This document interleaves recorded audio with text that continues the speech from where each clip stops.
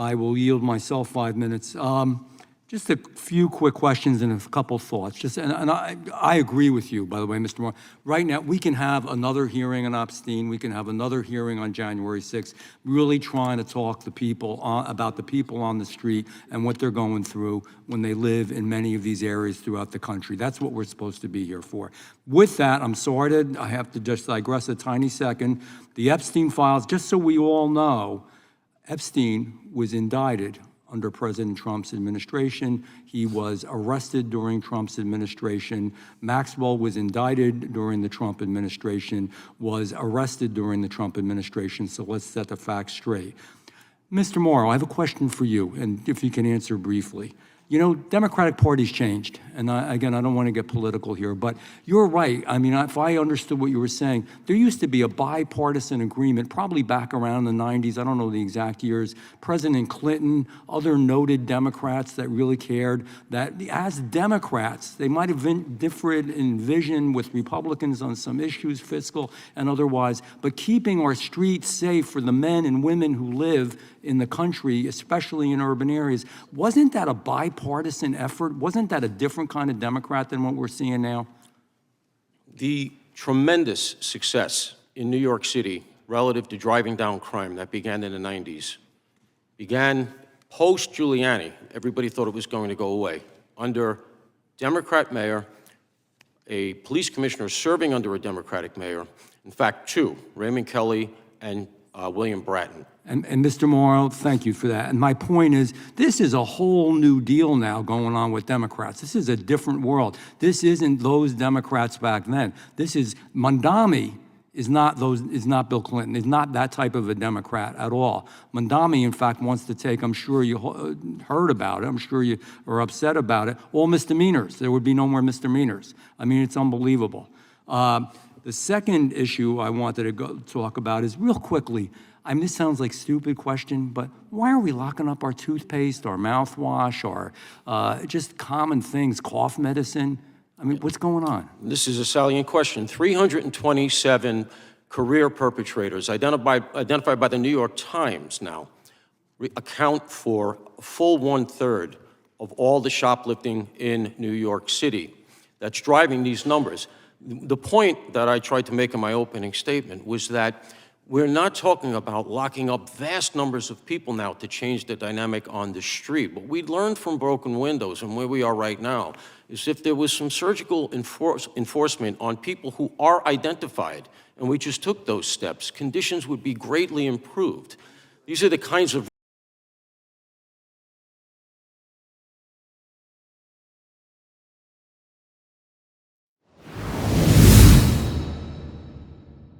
First, let me remark that I think there's remarkable agreement between Democrats and Republicans. Obamacare failed to give access to all Americans to health care, and Obamacare failed to control health care costs. And the kind of comments that have been made back and forth make that clear. The question is, how do we address this? And this is personal to me. I'm a physician who worked for 20 years in a hospital for the poorly insured and the uninsured. Sir, your story about your issues or the patients that I used to see. And one thing you've mentioned, have not emphasized, but I happen to know that deductibles, which are too high, become a barrier to accessing the insurance. You are someone, we need to do something for your insurance policy. Not just the deductible, but also the cost of the premium itself. I think that's true. Now, we also have to control healthcare costs. So Dr. Blaze, I got limited time. Be tight, man, be tight. So tell us about the ability of a health savings account, just statistically, not your opinion, but what statistics show that once you give the mama the power of the purse, the ability to shop with a health savings account in which she's awarded if she chooses a lower cost option, what impact does that have on healthcare costs? Yeah, I mean, you can look at a 15 to 25% reduction, Senator. 15 to 25% reduction in what? In the overall healthcare spending for that family. And does it negatively affect outcomes, which is to say, do they end up as healthy as they would have? They end up just as healthy as before. It turns out that when they have that control, Americans can be wise consumers and make good decisions about what's Americans in the best can be interest of their wise health. consumers. You're telling me that we can actually trust that mother, that wife, and it's women make almost all the healthcare decisions. We can trust her to make a wise decision. We don't have to be paternalistic. I agree with that, Senator, yes. And by the way, there's more importantly, that has been pointed out by study after study. Now, Dr. Holtz-Eakin, we keep making the point. I'm so impressed that my colleagues are so kind of want to give the money to the insurance companies. But can you explain briefly the medical loss ratio that allows 20% of the money that we give to insurance companies to be used for profit and for overhead as opposed for direct medical care?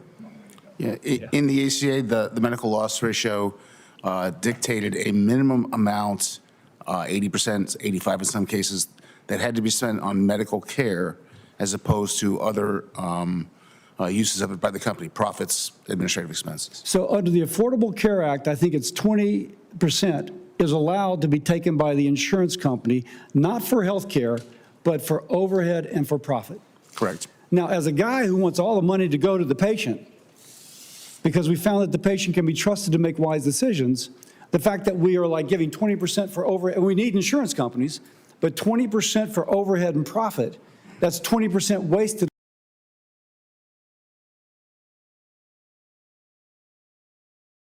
Anything less than full transparency will be unacceptable in the eyes of the American people. If Donald Trump refuses to comply, if he refuses to obey the law, Senate Democrats will hold him accountable. We will exercise oversight. We'll demand transparency. We will make it clear to the American people that Donald Trump has broken his promise to come clean on Jeffrey Epstein. Now, on you have this personal lawyer thrown in. It is so plainly, palpably vindictive that I can't imagine facts more compelling than the ones we're seeing to have it thrown out on that basis alone. President Trump made a choice not to feed hungry families. That's right, a choice. And we learned that choice was illegal. And people come to Hawaii not only for our beauty, for our oceans, for our beaches, for our very diverse and unique culture. They come to understand Hawaii as a very unique part of our country. And at the core of Hawaii are our Native Hawaiians. And they got. We must ensure that no child, no senior, no veteran, and no hardworking family is denied the basic dignity of a meal. It's a shame that so many Republicans, Donald Trump and Republican leaders in Congress, tried for months to prevent the truth from coming out. Republican leaders had to be dragged kicking and screaming to get this bill over the finish line.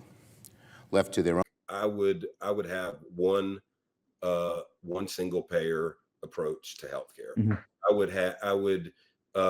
Healthcare would not, your access to healthcare wouldn't be based on the profit and loss statement of an insurance company or mm-hmm. the stock buybacks of, rich investors, or the bonus. It wouldn't be subject to, whatever the bonus of a insurance company CEO is. I would have healthcare would be a right, and not just a law. I would have had it enshrined in the Constitution.